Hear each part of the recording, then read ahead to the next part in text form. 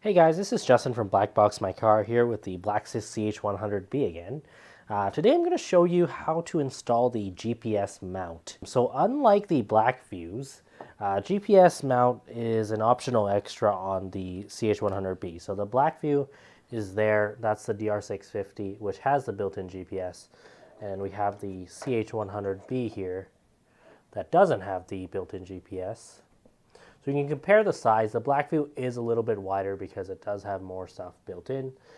Some people also wanted to compare the dimensions, so that gives you an idea of how these two compare in size. They're pretty similar. They're both very discrete dual-channel Dashcam systems. So what I'm going to show you now is the how it would look like in regular operation if you don't have a GPS mount.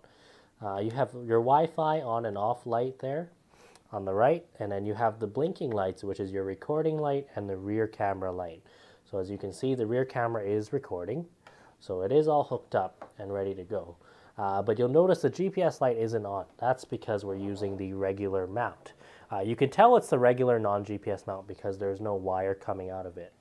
Right there on the side there, there's just a little plug there. And basically what you want to do is power down the system and then swap out the mount if you want to use a GPS. So to remove the device from your windshield, the first thing you want to do is unplug the power cable. This is a pretty simple plug. I mean, it's just one of those circular ones for the direct current, similar to what you'd use on a laptop or any kind of AC adapter. So really simple. This one is pretty flexible, like it can rotate. It's not too stiff there, so very easy to remove. And then we have a USB cable that goes to the rear camera. This one is similar to what you use on, it's just a micro USB, so it's similar to what you use on an Android phone, for example, or any other phone besides the iPhone. So it's just a micro USB, and then your system is then unplugged, and you can tell the lights are all off, so it's good to go. So on your window, if it's at a difficult angle to slide this mount off, what you can do is loosen this little nut here, or this screw, and that will let you change the angle. Now, in the factory position, it's pretty stiff.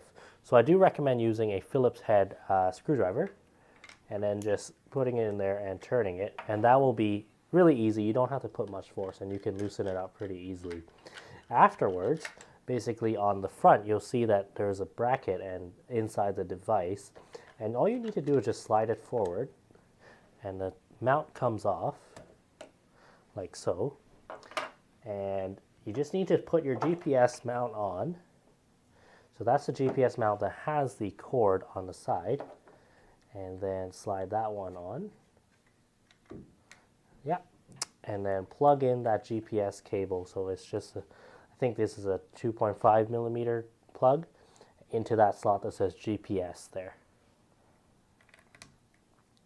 Yep, and then we can plug back in the rear camera cable.